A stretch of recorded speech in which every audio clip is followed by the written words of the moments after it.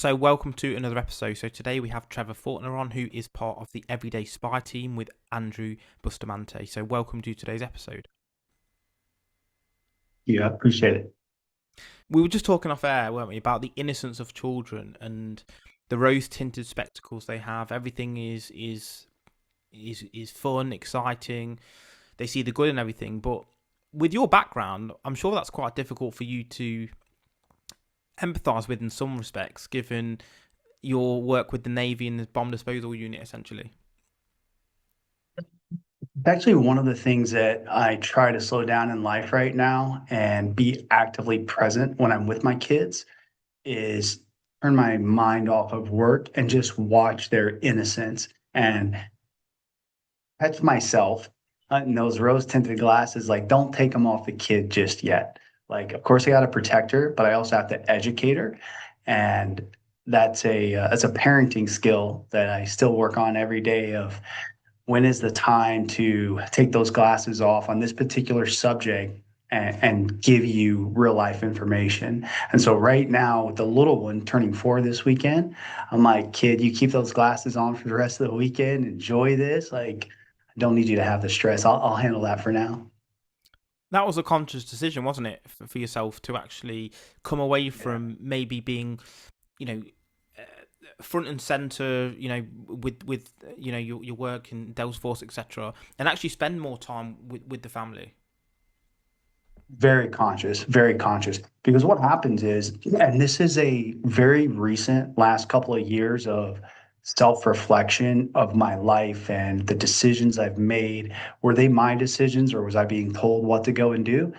One of the things I realized about myself is you had this mentality ingrained into you early in the military about not so much ingrained by the military, but this is when I discovered it was I'm not quitting. Like it's not an option. Like when I went to the training pipeline, like what I came from experience wise was not how I wanted to live my life. And then I see all these bright, glitzy, dangling carrots. Like this is home. This is where I want to be. And to not quit was obviously a requirement. And if you're not very careful, and I was not, you take that into your personal life as well, into relationships with partners, into relationships with your family, things that anybody else from the outside would say, what are you doing? Like cut ties and go focus on something else. But you have this mentality of, I don't give up, I don't quit, I'm going to solve this problem, even though it's a problem that should not be solved by you.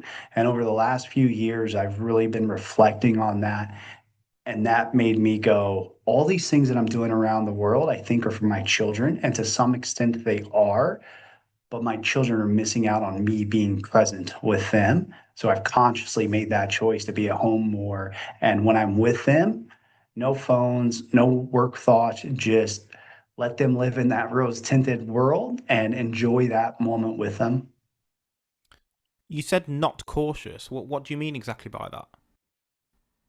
Oh, me making decisions as a young kid, if you will, a young adult that, get into a relationship because it was fun at the initial meeting. And then you continue that relationship and there's issues between the two of you. And instead of just being adults and stepping back and having a hard conversation of like, hey, what's your life path? How do you want to grow? And do we align with one another? Never really thought like that. I just thought, oh, the relationship's a little bit broken. I need to fix it. As opposed to, it's broken for a reason. Let's look at those reasons and use rationale and logic if we should continue to pursue it or not. I wasn't cautious like that. I just, no, it's broken. I need to fix it. I'm not quitting. Rationality and logic. I think that's probably two of your key mental positions, whether it was with the Navy or whether it was training the Presidential Guard. How do you maintain that sense of, I suppose, stoicism or that stoic nature when you're, are in physical danger, and making sure that you're making the right decisions for both yourself and your team, although that overwhelm of emotion can get to you in some respects. It absolutely can. And fortunately, the way our pipeline training and special operations is structured, you get pressure tested from day one until completion. And then it just keeps getting more and more intense. So, day one of training, you might think like, oh, this is chaotic. But after 100 days, if you had to do day one again, mate, you wouldn't blink an eye. You wouldn't even be stressed out. And so we developed this ability, or rather, the training highlights whether or not you have the ability to separate emotion from what has to get done. And so you rely heavily on procedures and frameworks to keep yourself performing the procedures that have been proven in the past. And if you can follow those steps whilst continuously observing and assessing and taking in new information and leave the emotions out of it, then you can operate effectively in chaotic moments. It's the people that react emotionally that make the decisions that they can't recover from. And then it just perpetuates the chaotic environment.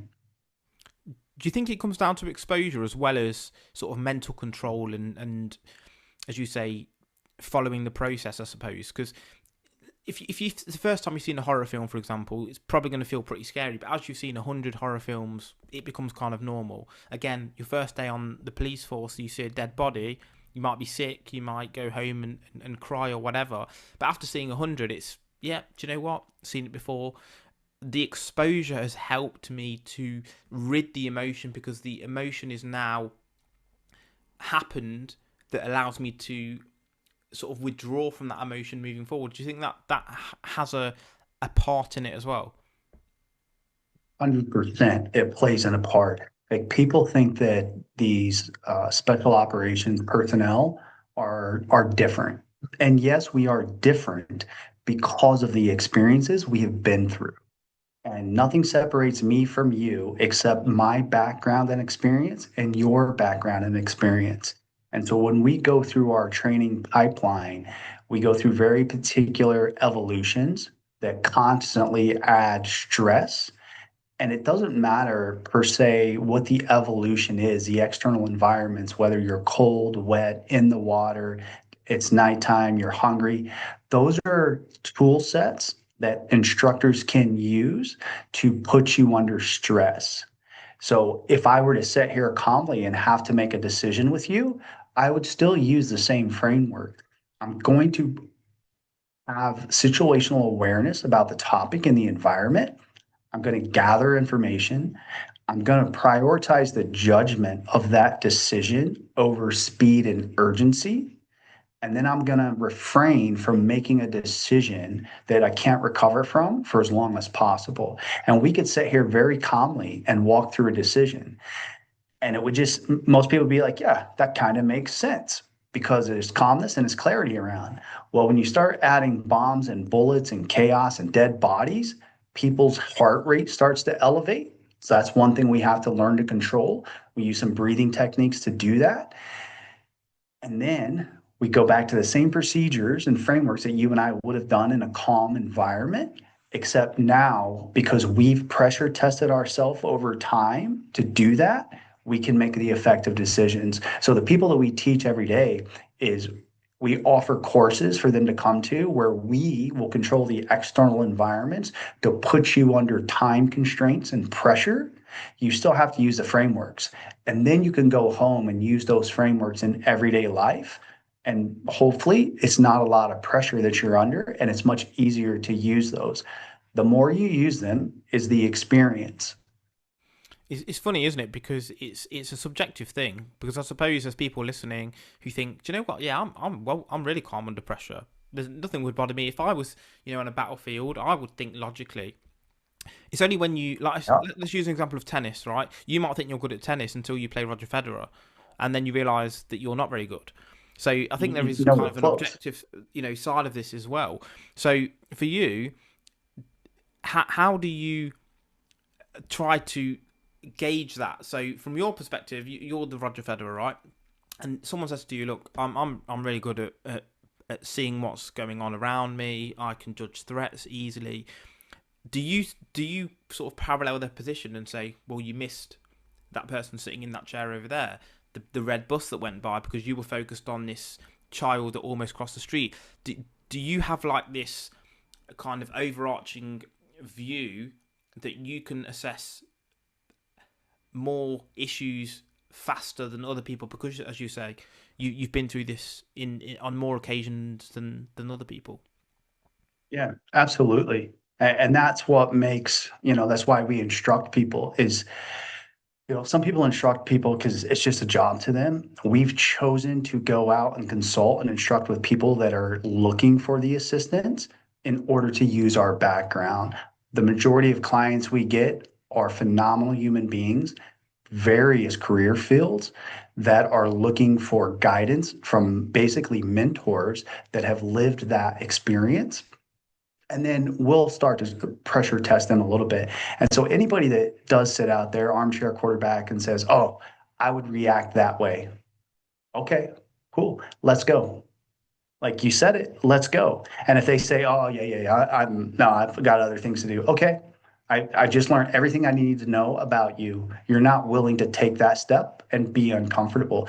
And we've seen early in the early 2000s, when the global war on terror was kicking off, the group of special operation forces for the previous 10 or 20 years before that hadn't done a lot of work. There was individual units doing small actions around the world, but at the scale of 2005 to 2010, they didn't have that experience.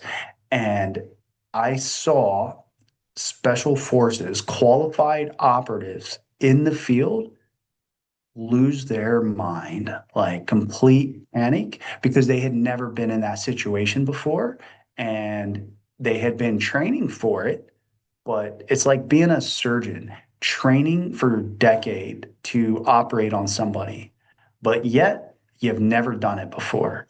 You might think, and rightfully so, you're going to think that you're skilled and you're capable, but until you get into that emergency room with the noise and the chaos and the different vocabulary and everybody's talking over each other, but it's an orchestrated chaos, you're not going to know how you react until you're in that position.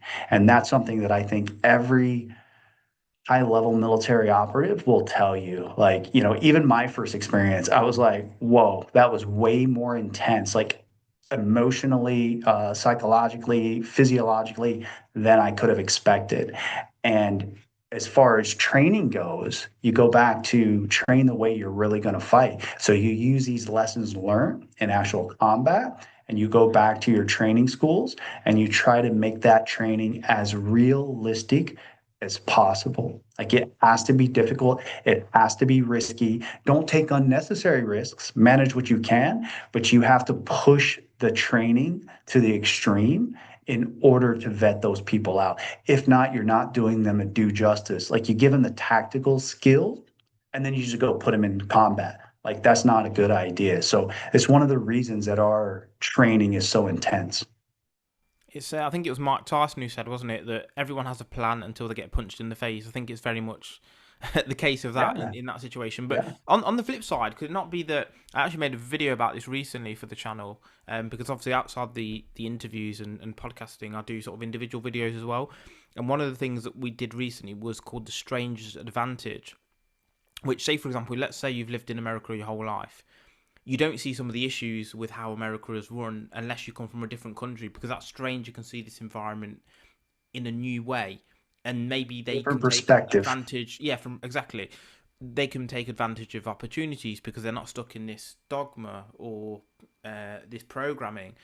How Yep. do you manage to keep that stranger's advantage, even if you've been through it before? Because you might say, well, actually, no, you've done this so many times. Maybe you're going to miss something that someone who's not done it before would see because they are hypersensitive. Or do you think that that's a kind of myth within the remit of those more high pressure situations? It is not a myth at all. We refer to it as complacency, that and it's a very fine line to balance. I had mentioned on another show that the captain that had been taken hostage, I think around 2010, um, Tom Hanks plays his character in a movie, and there was a group of SEALs that flew out there and conducted a hostage rescue. The day that they were doing that, there's a photograph of three of the SEAL operators that were in the galley of the ship playing cards. And the caption said, just another day. Now, up on deck, the snipers are watching. The guys are prepping to slide down a line and recover him. And these guys are just playing cards. Like it's just another day in the office. And you have to be very mindful of that and not become complacent. And this is why at the highest levels of units, you are constantly training. If you're not deployed, you're at home for a very limited amount of time, and then you're in training cycles or a new school, training a new skill set, and you're constantly training and holding each other accountable, or else you will become complacent. You'll start to get this attitude like, oh, I've done it 100 times. I already know it's not a big deal. As soon as somebody says that, the team has to take notice and go, you need to stand down for a little bit because that's where complacency will get someone killed. Do you think that that's the whole team aspect, that you are entrusted with people's lives and you're entrusting others with your life, that if there is any weakness, it has to be addressed sooner rather than later? So, for example, if you're in the office and someone's not pulling their weight, okay, fair enough.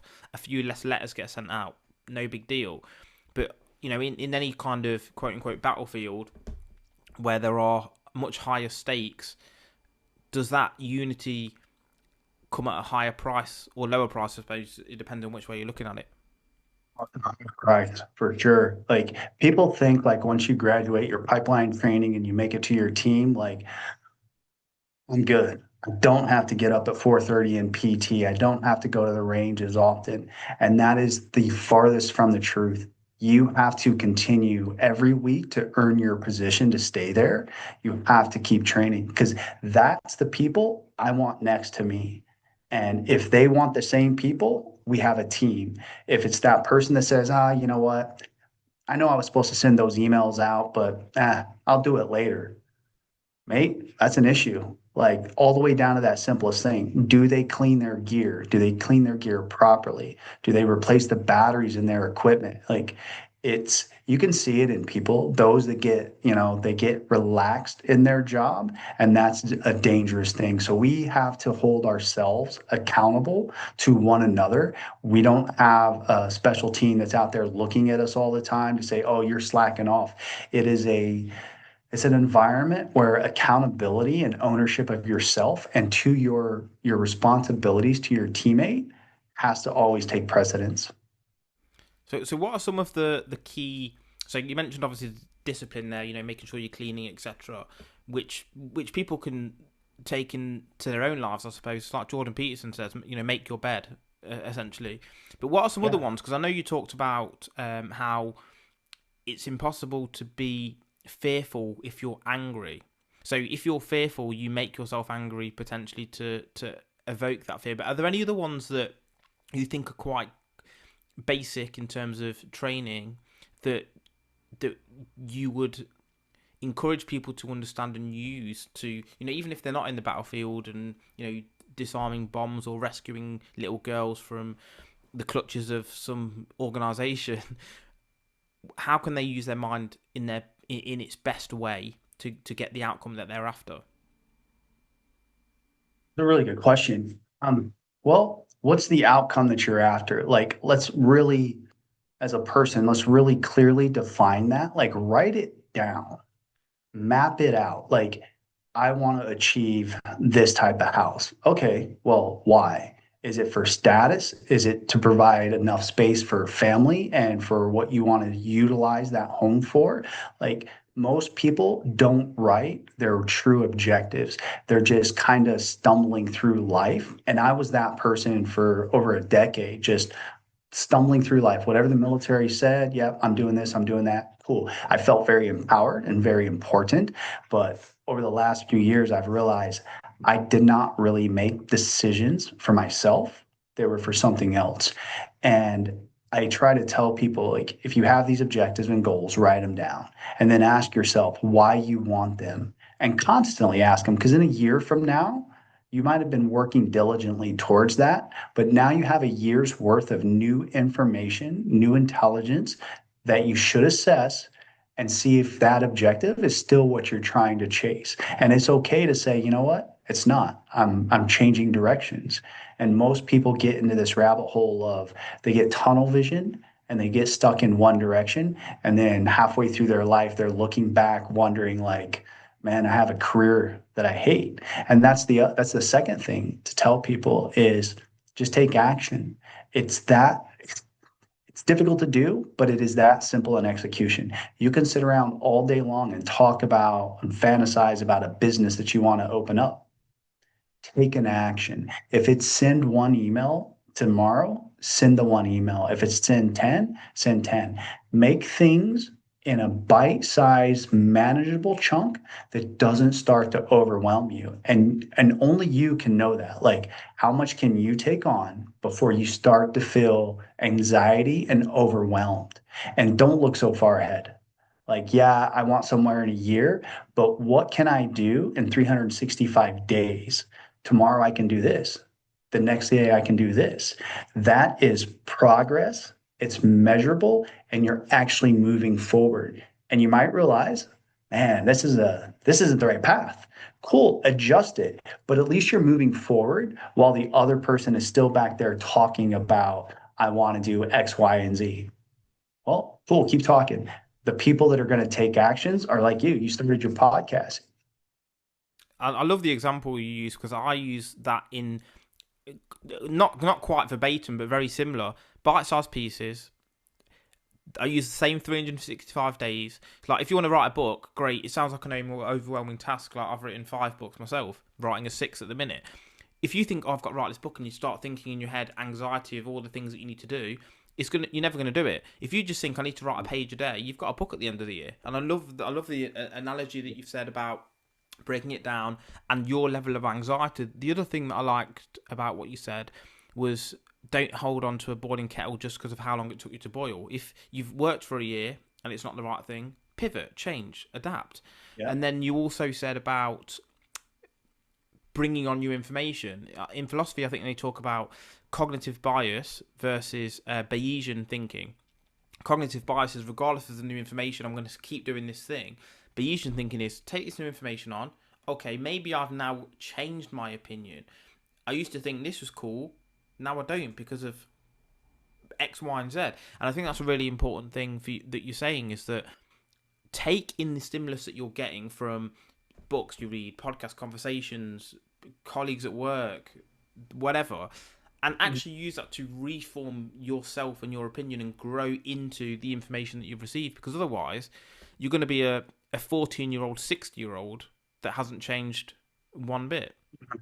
You said it, grow. Continue to grow and evolve.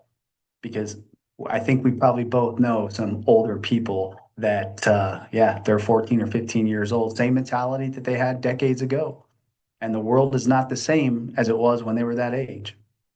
No, absolutely. And look, you've changed, as you said. You know, your priorities are now different than they were, you know, back when you were on the front line, I suppose.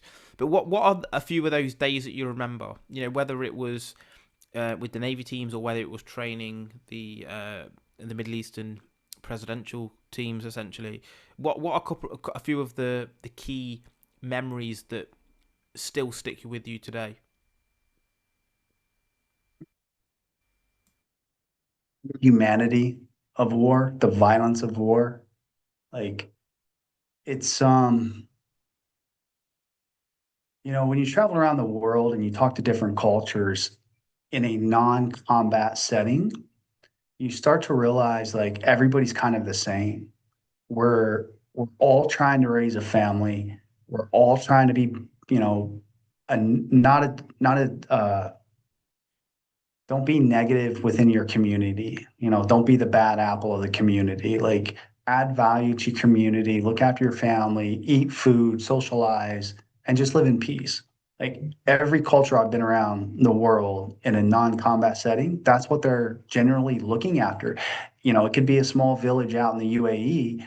They have no desire to move to Dubai. They don't want the fancy cars. They don't need the glitz and glamour. They're happy and content where they're at.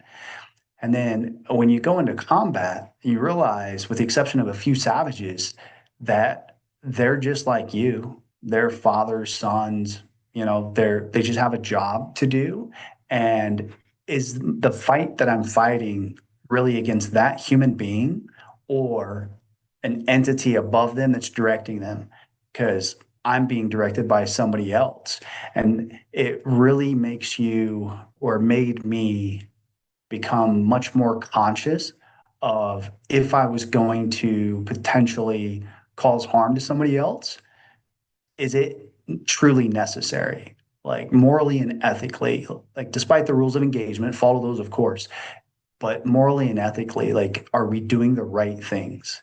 And that kind of changed my perspective from private military contractors to how I view right now. Like, I have a few job offers to go overseas to various places, and I keep turning them down. And it's not because I don't miss the work. I miss the people.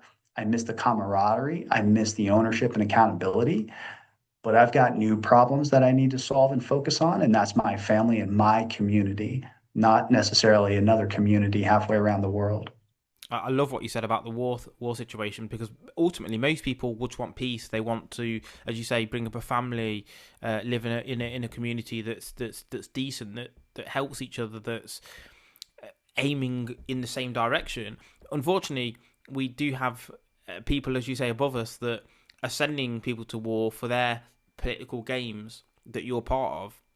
And I think war Yeah. would look very different if they just fought instead, or they sent their own kids to fight rather than, Got some people. skin in the game? Absolutely. Yeah, I think that's one of the issues with Absolutely. how, as you said, the rules of engagement work currently, is that there's no Yeah. skin in the game. If you just press the button and say, like, have you ever played these games where you put troops over here and then you put Mhm. troops over there?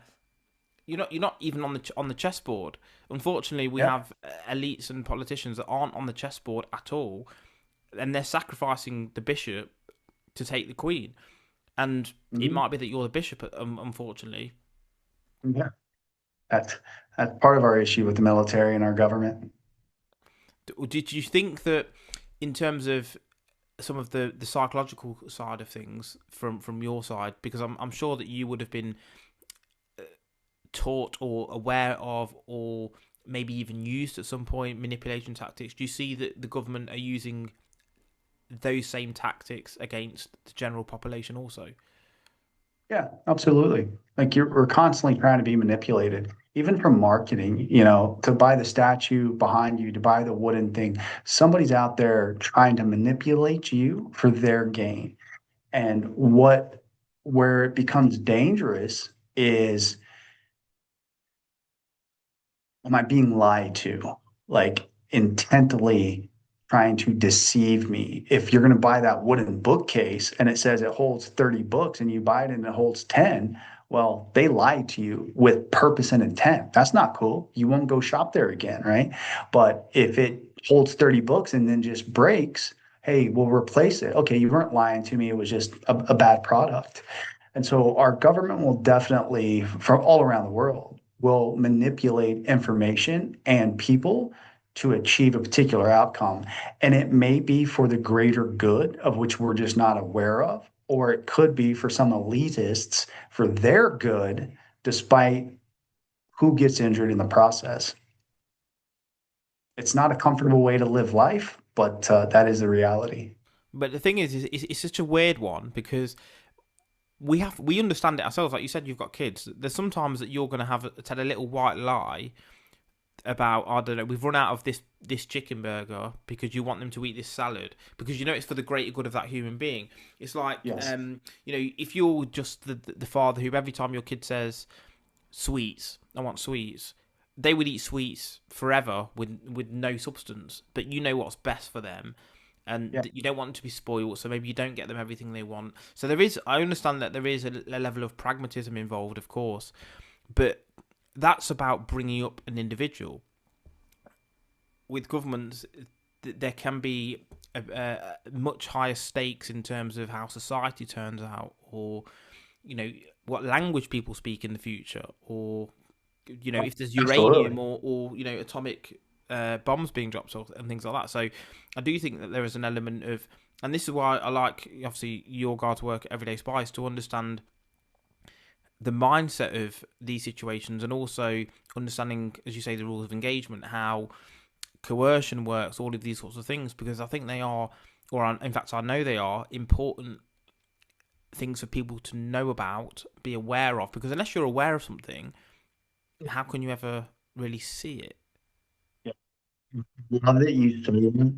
You know, I talk a little bit about situational awareness and that it has a bad reputation about and a military tactical continuation, you know, like always checking your six or, you know, being the guy walking around the room scanning. Hey, professionals don't do that. I will observe behind me and around, but not the way you think that I'm doing it.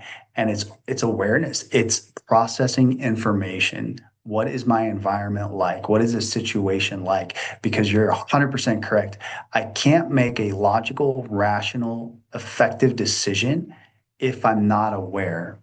And so I have to start with becoming aware of things. So we ask people, particularly at Everyday Spy, become aware of your type of personality and your temperament.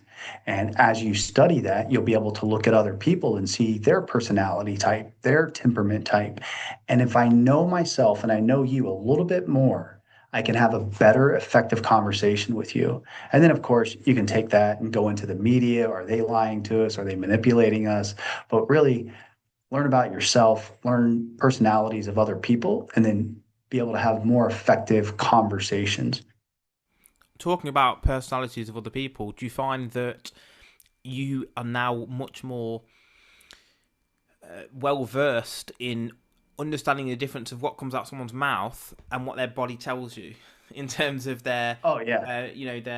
their goals, their ambitions, their coercion, the manipulation tactics? Yeah, I'm definitely not the most skilled at it. It's something that I still try to actively practice and get better at.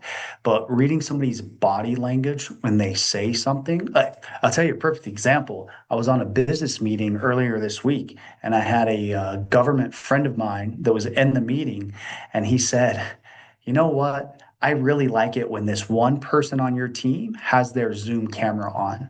And I said, "Why is that?" And he said, because I watch his facial expression when these other people are talking on your team. I watch his face to see how he reacts to the information they provide.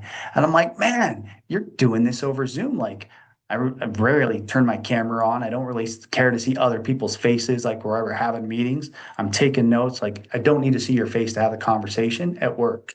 It is very helpful because I get to read your body language. And that's something that actually last week I decided I would turn my camera on sometimes for my team to see my face so that they would realize my tone isn't the only thing that I'm saying to you. It's me smiling back here, laughing, cracking jokes so that you guys don't take my aggressive tone coming across to you. Like, I'm not trying to spend an hour on this meeting. I have 5 minutes. You're going to do this. You're going to do this. You're going to do this. Do you have any questions? Like, I don't want you to think I'm being uh, rough with you. So I want you to see my face. Like, hey, I'm smiling when I say this. I just don't want to waste your time for an extra 30 minutes on a meeting that's unnecessary. And so, body language, we talk a lot about body language and mirroring people.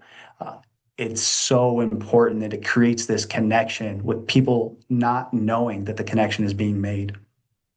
100%. I love body language. Like, if you were to say to me, I don't know, your t-shirt's red or something, I'm like, like, already. I'm just thinking you're talking shit, and these are like some, and I don't really, I know this is not red, but just I couldn't think of another example off the top of my head, but yeah, like little like nuances with the face movement, the hand movements, like you can kind of think what people are, or you can kind of empathize with what people are thinking.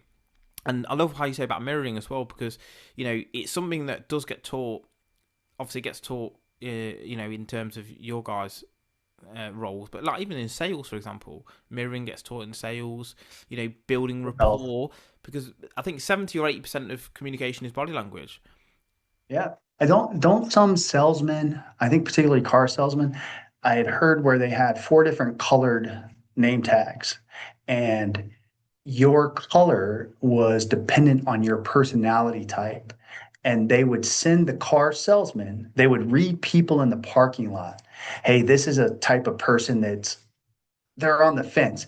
They would pick the salesman that had that type of personality that could communicate more effectively to make that sell.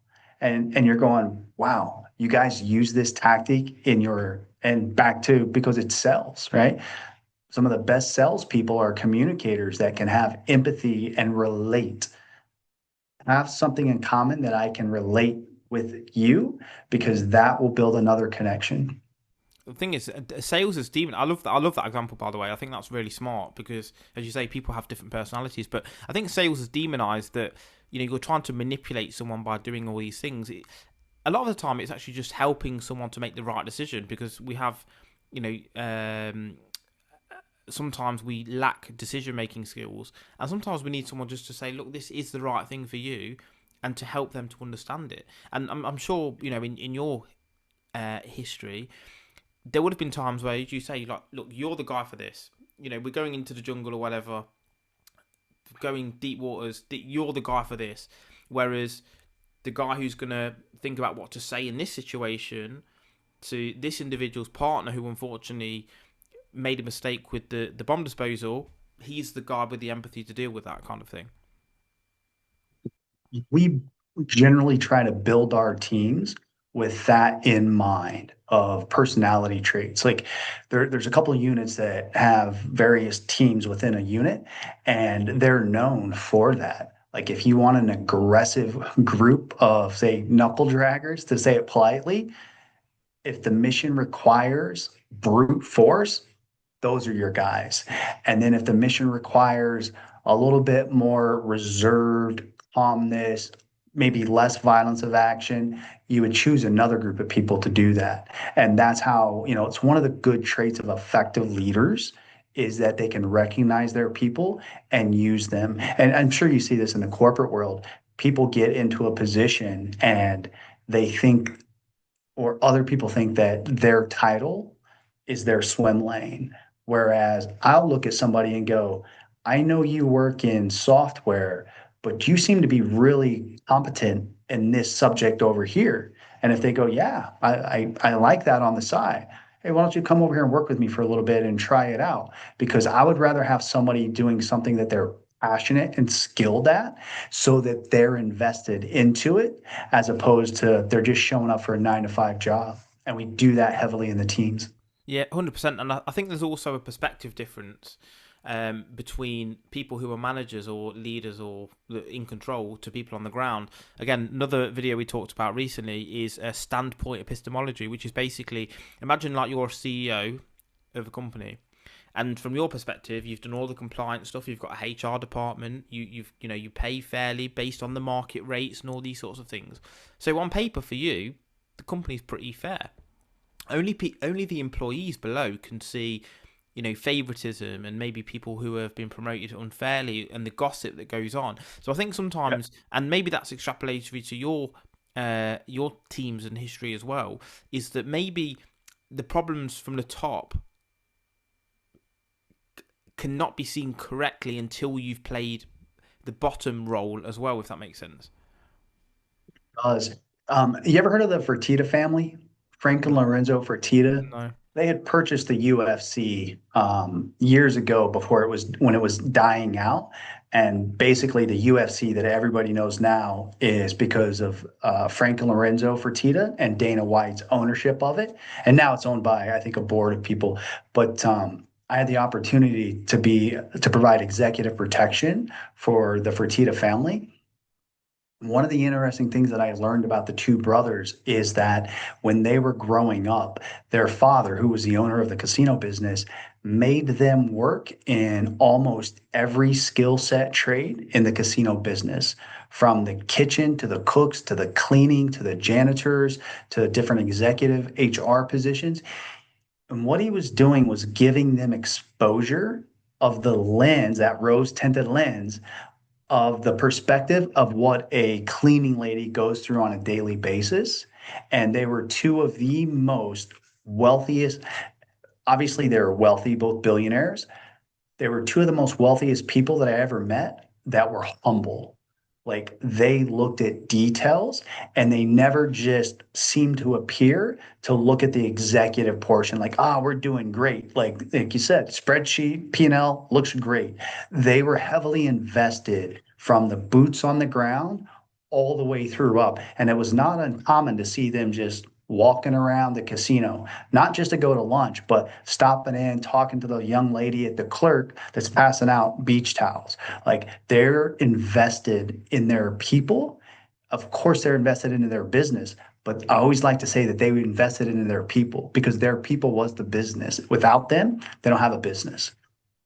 It's And that's important. rare to see. It's definitely important because you can see the effect of things as well. You know, if someone is, you know, yeah, there might be a good boss and have the efficiency of the group beneath them, but if all of the employees, as you say, have been basically trodden on like dog shit, you know, they don't feel happy and morale Mhm. is down and things like that. You can only really see that if you have got the perspective of that. You know, much like kids, obviously you've got Absolutely. a 4-year-old. When they're a child, the perspective is Santa's real. You know, he brings, you know, presents down the chimney.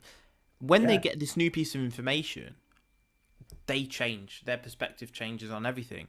And sometimes all it takes is one or two bits of information, whether it's in that example of the casino. Oh, actually, the way that this kitchen is run is actually affecting how much is bet on all of these tables because of the time of the food. I don't know whatever it's going to be.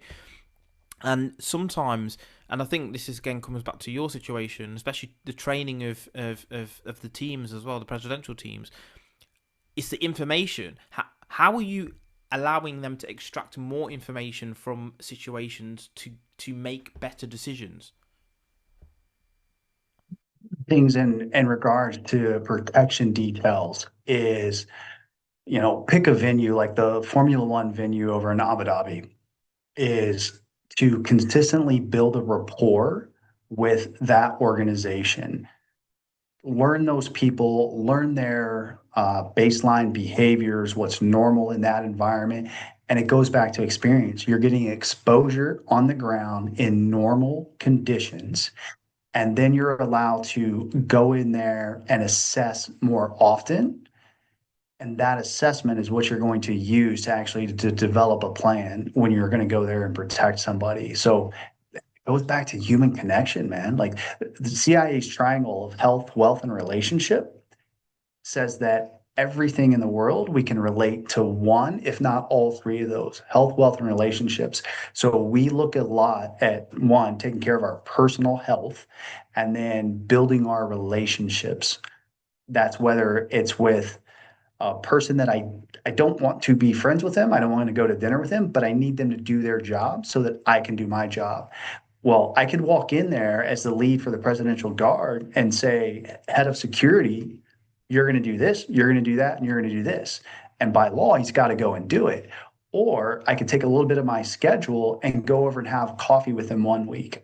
Another week, go over and say, hey, I see you guys are doing some construction. Like, you mind if my team comes over and we'll do a security sweep of it? One, practice for me, and two, just to help you out. And you start to build this rapport and a connection with them. And it makes your job so much easier because they will want to give you additional information.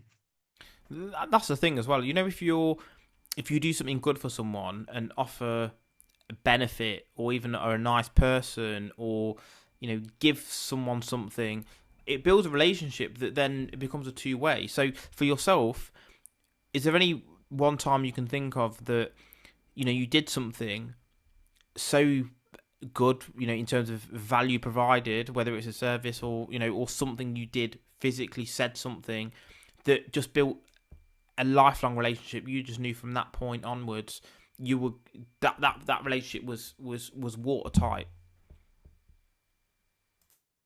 Lifelong. I had it's a lengthy story, but I'll just give you the cliff notes of it. We were doing a protection detail for the ambassador in Iraq. I had went into a front of a mosque to basically do a security inspection of the room. And as I started to step through the crossway into that, the man that was sitting about 8 feet deep or so on a chair had a blade in a sheath across his lap. And when I stepped in there, He came out of that chair, pulled that blade out, and was coming at me. I pulled my pistol out. Some people came around a corner, a lot of yelling and confusion going on, and it was chaos for a couple of minutes. And who I interpreted to be based off his mannerisms, was the guy in charge. And so we had a probably about a 5 minute conversation back and forth, which is interesting in of itself, about trying to de-escalate this situation, but I still have a job to do.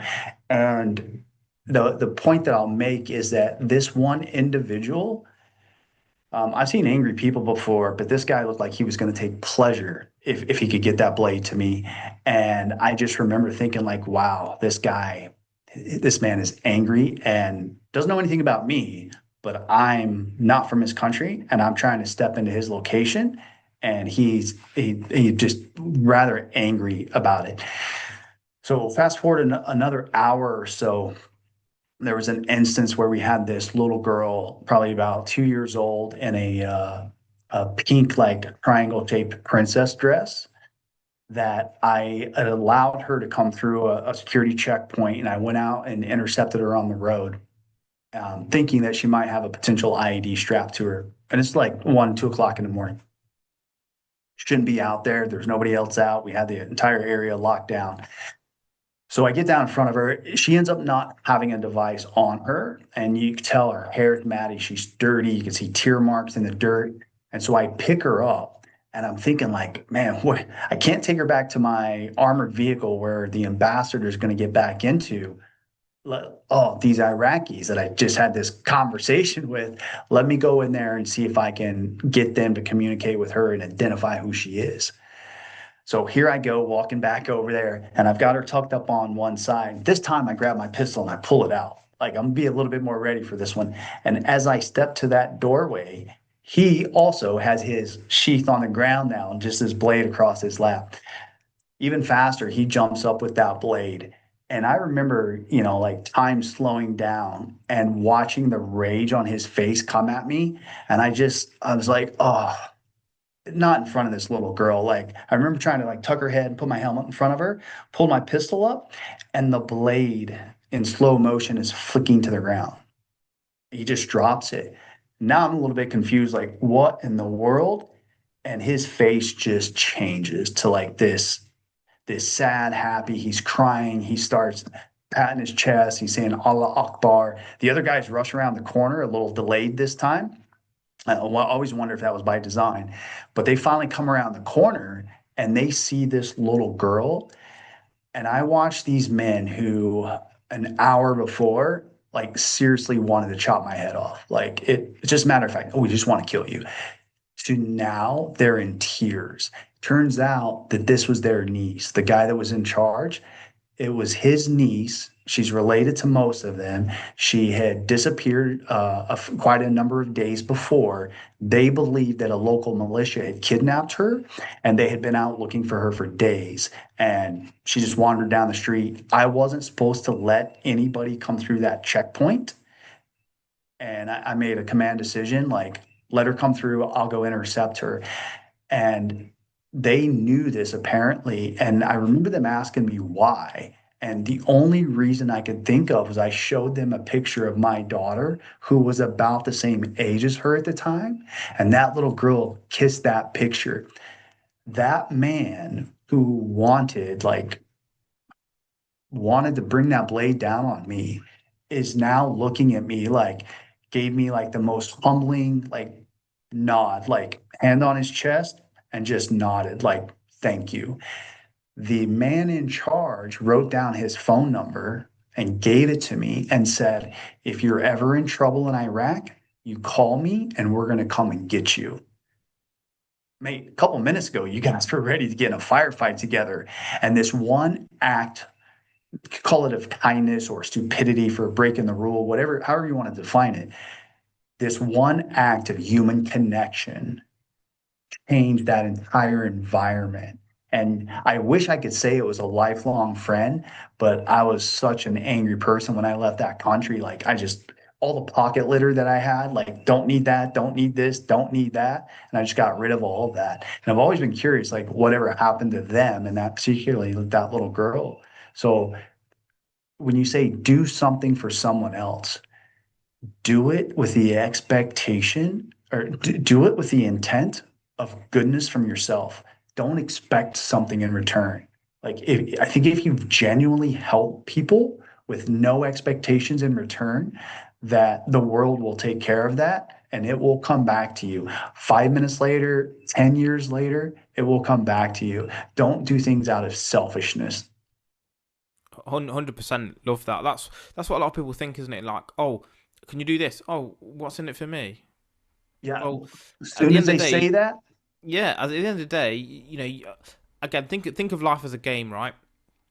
Everything that's it is. here, everything that's here was made by someone else, whether they're current players in this game or previous players in the game.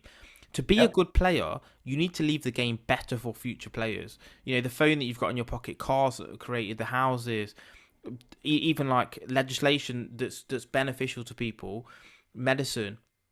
All of these things are made by someone to leave the game better. All that you have control is your decisions and actions in the present. I think Aristotle said something quite interesting. He says the past is this big space, isn't it? If you think about now, and then the past is this massive history. The Think behind future it. is the future is this infinite thing. Mhm. Present is a slither. It's this little slither. But that's everything, because the past doesn't exist, the future doesn't exist. All we have is this split second right here. And if you can act in a positive way in that split second every time, then you're going to have a better life yourself and leave the world in a better place. So you're not going to have as many people coming to get a sheath and shank you around the face kind of thing, because you're leaving things in a better situation as you did there. Next time you go there, that's no longer a threat for you within that community, because you left it in a better place and delivered their needs back to them. Yeah, it could have been completely different if we would have had a different person in charge that just walked in there and said, nope, I'm going to impart my will on the United States military or, contract company. We're going to do this and you can just get out of our way. Well, that doesn't really build a relationship. Like what it does is build the different type of relationship that's not effective or beneficial to either one of you. And I didn't take her back there to build a relationship at the time. It was just these were the guys that could speak her language and maybe help determine where she needs to be.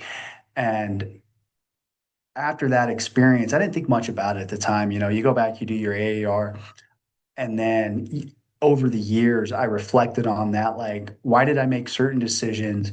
And then how did the human behavior change? Like, from an hour ago, the anger, the rage, the confrontation, to now they went out for the rest of the night. His guys made tea, some hummus and bread, and walked out to all of my men and were passing this out and saying hi to them. Even if they didn't speak English or my guys speaking Arabic, they're sharing tea right now. Like that's a bond that was otherwise not going to happen. Back to the human connection, leave the world a little bit better. So obviously you've had the past where you've done the Navy stuff, obviously the Presidential Guard, etc., and now obviously you're with Everyday Spy with excuse me, Andrew Bustamante. What are your guys' sort of core message? What are you trying to change? We talked earlier about setting goals and having something that you're aiming towards and working towards that step by step. So what is that for you guys? Really comes down to the mission statement of helping those that are willing to help themselves break down barriers. And and it sounds kind of simple to say that, but in a nutshell, what Andy and his wife did in CIA and what we do in special operations is we solve problems.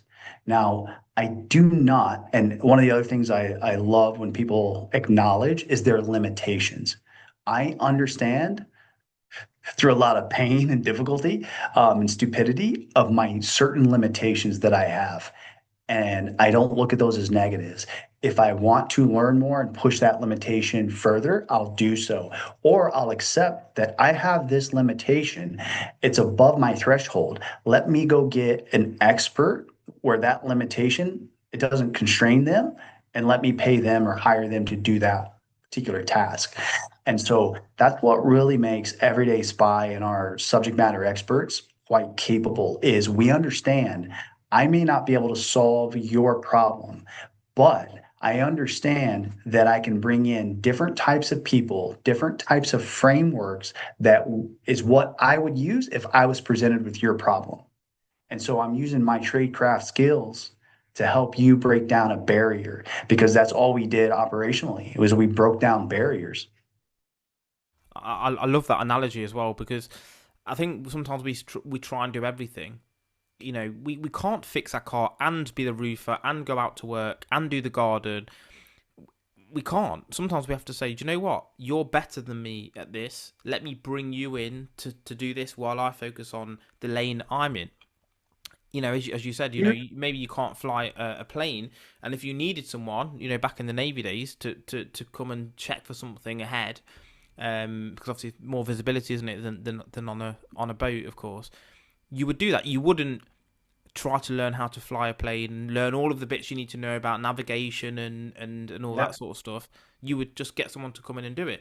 And I think that's a really good uh, mental frame, is to understand your own limitations. And as you say, it's not a You have negative. to. It's not a negative. Yeah. For every No. limitation, you have an equal and opposite attribute, I suppose. Yeah. Yeah. You have a capability somewhere else. And one of the reasons I love jujitsu is that your, you would say your feedback of your limitations is immediate, right? You're a physical altercation with another human being that's trying to break your arm or choke your unconscious is you get immediate feedback. Like, oh, you think you're a good grappler? Okay, let's see. But let's keep it, blatantly open. If I'm 180 pounds and you're 220 pounds, and I've been training for 10 years and you've been training for 1 year, we got to understand the context of that. Now, if we're both, same way, same amount of training time, that's a more equal, truly equal assessment. And this is why in certain competitions, you have weight classes, you have belt classes, because those belts kind of indicate the amount of time you've had training, and the feedback of your limitations and capability is immediate.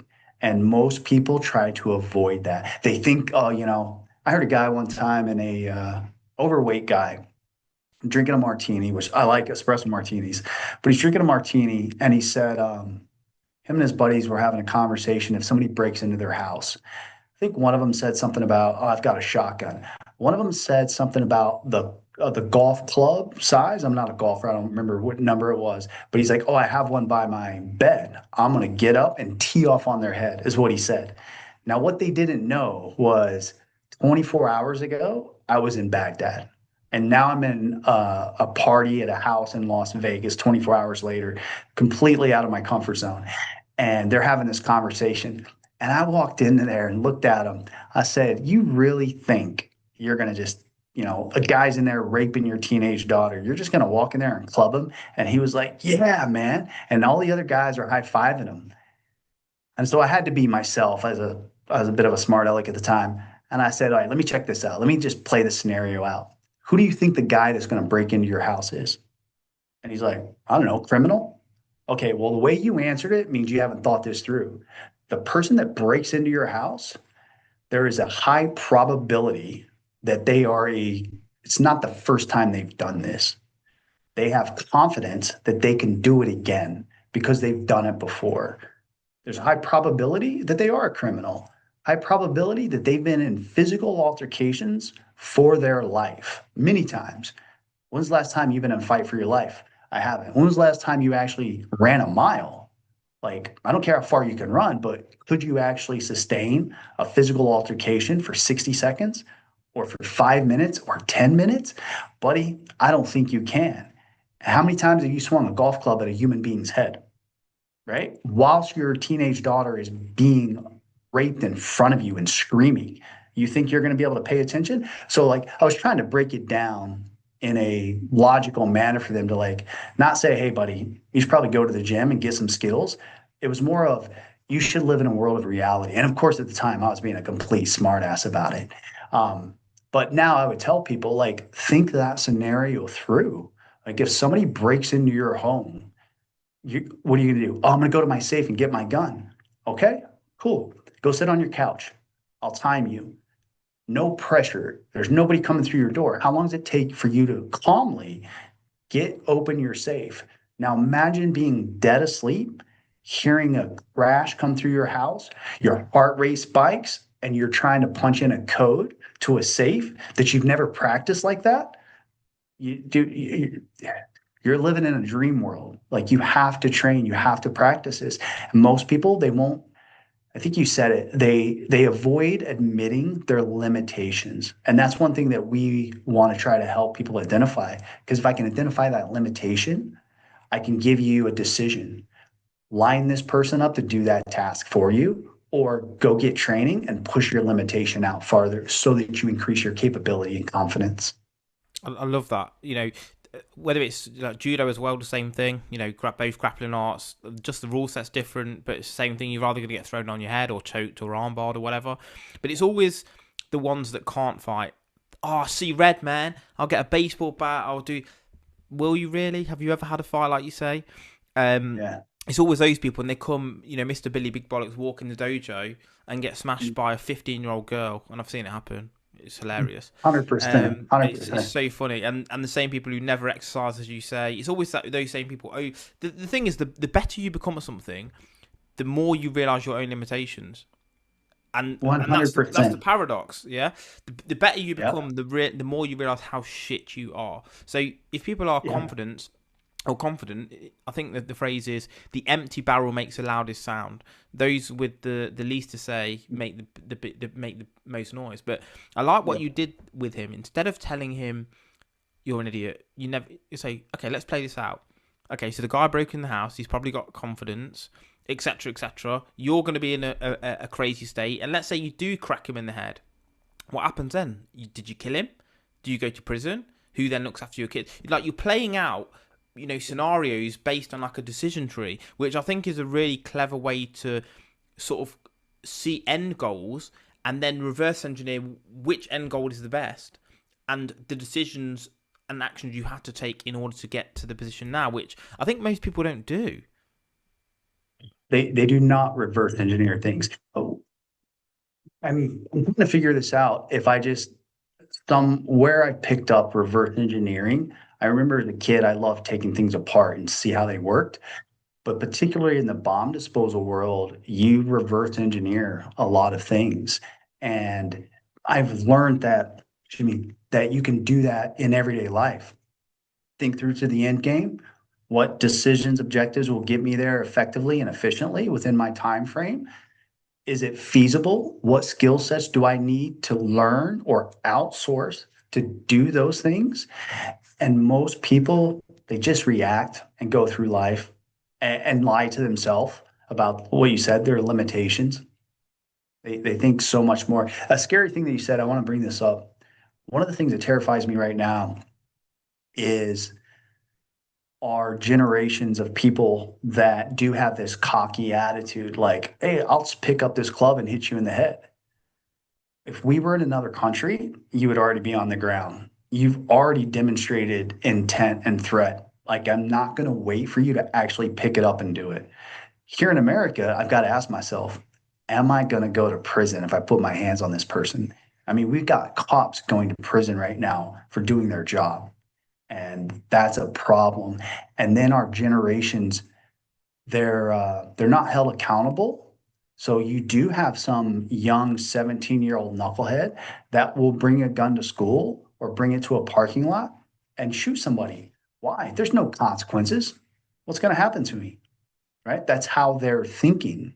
And that is a dangerous situation. Yeah, there's so much in there with mentality and just how people are thinking about things. Oh, I want to go, yeah, man, I'm going to learn this technique and I'm going to go uptown and have a fight. Are you really in a drunk state with concrete on the floor? I saw a video recently, actually, where some guy urinagied, which is like a suplex. So when on concrete, one guy paralyzed and the other guy went to prison. Okay, both two lives ruined, of course.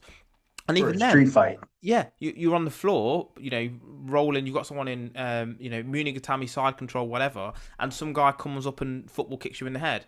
Oh, okay, cool. That's really cool. And Yeah. I just don't understand why. Again, people who have not been through pressure situations, coming back full circle, think that they will go into a pressure situation, get good results in something they've never done. It's like, first time you drove a car, right? You had to think about the clutch going down, the gear stick, the Tell you what. indicator, the mirror, this Yeah. mirror, the seat. Oh, is it in the right place? All these sorts of things. Now I've driven for 10 minutes and then I wake up and think, how did I get here? Yeah. Because it's second Yeah. nature now. Yeah. So Yeah. so yeah, the more you do things, the more it becomes.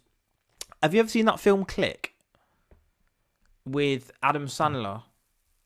I don't think so. So basically, he has this remote. He gets given this remote, right? And he could fast forward time, pause time, all this sort of stuff. So he starts fast forwarding bits of his life, like washing dishes. Fuck it, fast forward 2 minutes. Don't have to do that. And what happened is the remote starts remembering him fast forwarding certain things. So his wife's talking, he'll fast forward it because it's annoying for her to talk about her day and all these sorts of things. And basically, it starts skipping over whole parts of his life. Because we have Yeah. to be present, we have to understand, we have to do bad things as well as good things, and we have to actually experience life for what it is. We can't just fly through life. Maybe if that's the Which, case and you feel that way, maybe you need some new stimulus. oh yeah. One of my sayings is don't wish your day away. Like, it's Friday now. The first message I got on my work laptop this morning was, we've got a pretty hectic day this afternoon, and they said, Happy Friday. Like that's what they were looking forward for is the weekend. And I'm like, we just went through 5 days of work, and all you were thinking about all week long is rushing through the week just to enjoy the weekend. If you're not finding a way to be present, like you said, that Aristotle sliver, if you're not finding a way to be present on a daily basis, you're going to waste a vast majority of your life because you're constantly looking ahead and not paying attention to where you're at. Yeah, I mean, it again comes back to perspective and how you're viewing things, right? So if your week's like this, oh Monday, oh shit, Monday's a horrible day, oh I'm upset all day. Tuesday, oh Tuesday's just another Monday, oh horrible, oh Wednesday, oh Mm. my god, I'm only halfway through the week. Oh Thursday, oh it's still one more day to Friday. Oh Friday's finally here, great. Oh, but it's gonna be back to week after the week, work after the weekend. Oh Saturday's here. Oh it's Sunday tomorrow, boring. Sunday night. Oh my god, it's work tomorrow. If that's your life, the whole week is shit. And the Every next day of your week, life and is the shit. next week, the Yeah, next week. exactly. So You, again, it's how you're framing stuff. Like you say, oh, it's not the fact I've got limitations. It's I understand that. Let's use it. So I Mhm. think and again, coming back to what you said about reverse engineering, because the stakes are high. If I don't reverse engineer this bomb situation correctly, I may die. My team may die, or whatever. Now, obviously, you're probably not going to send all your team in at once. Fair enough. That makes Generally sense. not a bad idea. Yeah, not a bad idea, right? Yeah. But even then, there are going to be other ramifications of maybe the team later on that objective they needed you, but whatever. So we have to understand that. I think we need to think ahead and use this grey matter we talk so fondly about. That's something really interesting about the reframing of your mindset. I'm working on a project right now that started as a very selfish reason for myself. One of the things that there was a time in my life that I asked myself the question of, what's this even matter? Like I was at work and just flustered with things, and I'm like, what's this even matter about my job? I know what my life matters to my family, but at work, I was just thinking like, what's this? What's this even matter? Like I'm beyond flustered and frustrated, and so I know that that phrase is like a death sentence, like particularly for a veteran that comes from service. And so I've been putting thought into this 3-month program where how do we reframe somebody's operating system? How do we reframe gray matter? And a perfect example or one example is The rules in the military. You ever heard the saying that the rules in the military are written in blood? Yeah, I've heard that. Yeah, so that means for the audience, it means that somebody has been injured or lost their life. And we said, oh, we shouldn't do things that way. So we make a rule. So in the military, but at least when I was in the military, the majority of our rules were based around, does it support the success of the mission? Does it support the safety of our personnel? In the corporate world, the rules mostly apply to compliance, to regulations, and to risk management to some degree. And what I see with a lot of veterans in their transition is that when you come out of the military, mate, you've got accountability, you have ownership, you have dedication, you have work ethic. Like whether you work a 10-hour day or a 1 hour day, you're getting the same pay in the military no matter what. Every 2 weeks, there's no pay increase. You leave this institution where you were valuable and you meant something to your team and your team held you accountable. And now you come in to a corporate world that their mission isn't the same as the military. Even though I work for a defense company and we're providing products to them, the ethos and mission statement isn't the same as it is in the military. So I've had to work over the last couple of years on reframing my gray matter on how I approach things. So like there's this rule about some risk and I'm like that's just stupid. And they're like, "Oh, we need it because legal says." And I'm like, "Yeah, but just because you need it or because you say you need it, it doesn't make sense. Like it's only for compliance for the lawyers. I get that, but it doesn't help our team do our job. So let's fix this rule. So not only does it still apply to compliance and legal, but it empowers our people to make an effective decision. Because now, right now, my hands are tied. And a few people are coming on board with that. And that was kind of the catalyst that got me to think about how could I help anybody, but particularly veterans, because that's where my perspective is from. How can I help them reframe their mentality to fit into the civilian world when everything that you've been working towards in the military is stripped away from you? The military is not a profit organization. You go to work, you do your job, you train, you learn more, you maintain your equipment. The corporate world doesn't operate like that. Yeah, it's hard for people to go to Civvy Street, right? But Yeah, but the thing is, like, reframing is a big thing for me as well. You know, you can either live your life that nothing's a miracle, or that everything's a miracle, or that nothing matters, or that everything matters. An example I always use is like, okay, your car could break down on your drive, and maybe you'll be upset they've got to spend money, etc. But it could have broken down 700 miles away from home on your own when it was pissing down with rain. So it's about how you're looking at things as much as what perspective. happens. Perspective, Yeah, absolutely. it's really, I think what you're saying is that it's how you react in that sliver of moment. Like it's not the world is constantly there's always chaos around you, whether it's in your home, outside, like depending on how you define chaos, there's always external stimuli that you cannot control. There's a little bit you can control, but the chaos around you, you can't really control that. And that's another misconception with special warfare is they think that we control every situation. We don't. We recognize we can't control certain things, a lot of things, but what we can control is how I react to it. And that's the same as you said with the car. Breaks down 7 miles from your house or breaks down 700 miles from your house. Like it's still broken down, my man. The event occurred. It's how you react and respond and recover from that is what's going to determine your life path. Yeah, the Stoics talk about that. It doesn't really matter what happens. It's the only thing we can control is how we react to it.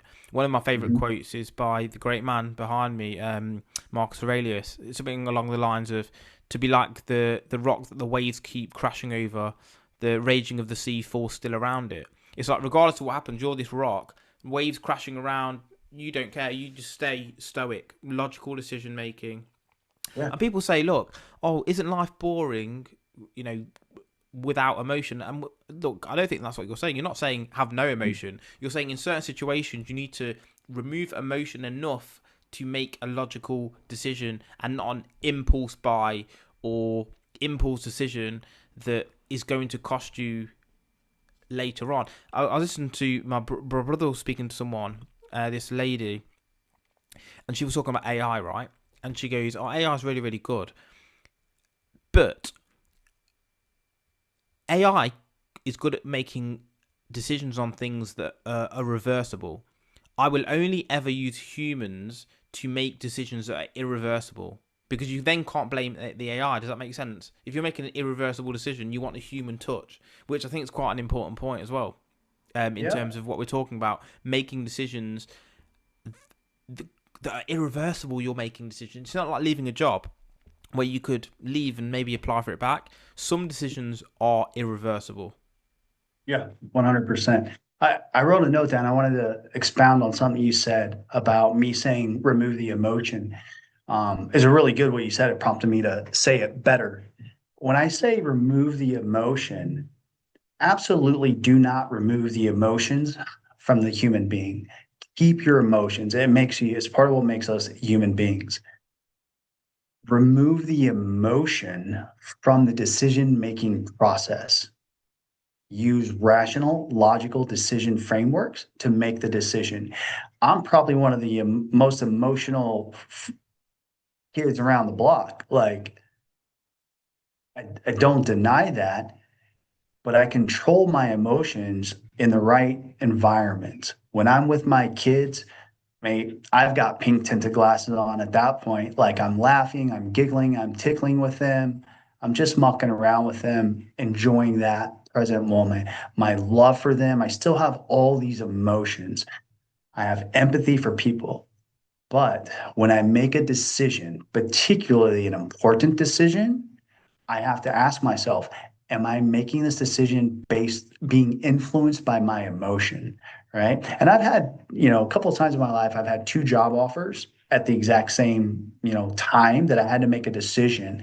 And it was a very difficult decision to make because I was trying to do it logically and rationally. Like, well, this pays this pays this is here, this is here.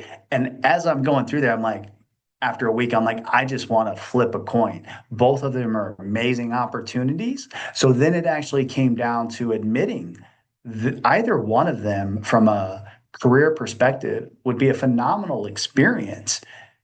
Which one's going to provide me and my family the more value that we're looking for? So now I'll communicate with my family and be like, I have these two options. They don't need to know about the job, but the location. We'll live here or we'll live here.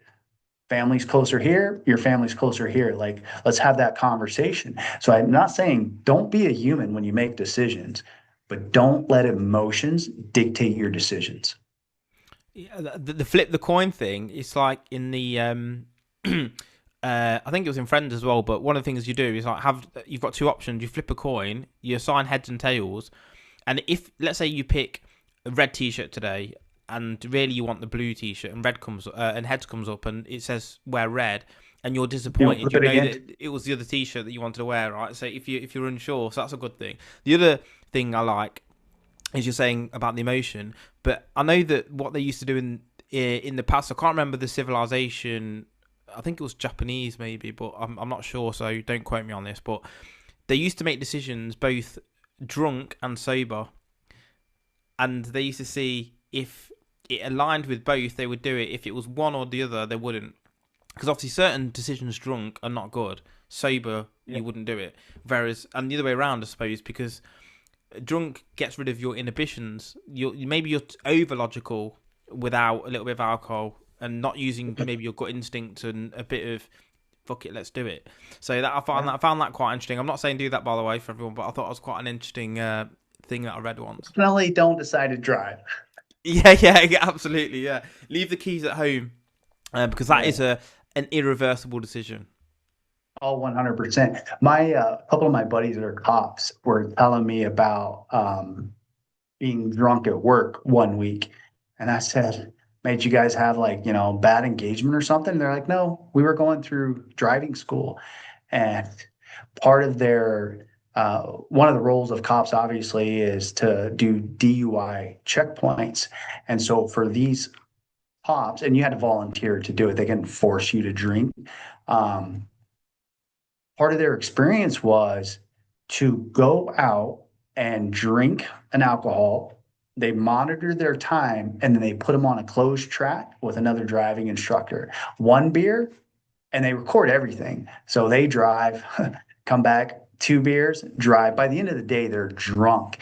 And they showed me the videos. Like one drink for you, guy's hitting all the cones. The other guy functions pretty well. But by the end of the course and the end of the day, when everybody's pretty drunk, everybody is crashing through cones. And it was the experience. The experience. Now they have experience in a safe, controlled environment of what alcohol does to your body while you're driving, so that when they're talking to some cute 20-year-old girl, 21-year-old girl that is like, oh, I only had 3 drinks and I only have 7 miles, that they, instead of going, you know what, you're almost there, go ahead. They go, nope, you're not going. I can put you in the car and take you. I can call you a wrecker, or I can arrest you, or you can call somebody to come and drive your car and I will go drop you off. But you are not driving away from this, because they have the experience of what the potential reality is. And then if that lady goes and hits and kills somebody else, now that's back on that cop's responsibility. And I thought that was a phenomenal thing to hear the police department doing that, not getting their own men drunk, but actually giving them real life experience in a controlled environment. It's like you said earlier, playing things out. You know, if someone did break into your house, like you said, in a stressful situation, let's say get your wife to wake you up or something in the middle of the night and say, look, quickly go and get the safe and turn it, you probably wouldn't be able to do it. Imagine with all the adrenaline on top of it. If you've never trained it, you wouldn't know. And I think that the fact that they played out that situation, because it's all well and good me telling you, don't touch the stove, it's hot. That's okay. You might listen. You actually touching the stove and feeling your palm melting has much more of a lasting impact on you than being told. Some people have to piss on the electric fence for themselves, as they say. I did that as a kid. Yeah. My Uncle Milton, I think it was my Uncle Milton, probably like, you're all right. Yeah, I wouldn't advise that. Yeah, it's mad.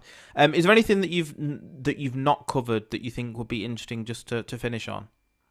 Oh man, I am the guy, once you get me talking with somebody that has a conversation, I'll talk all day long.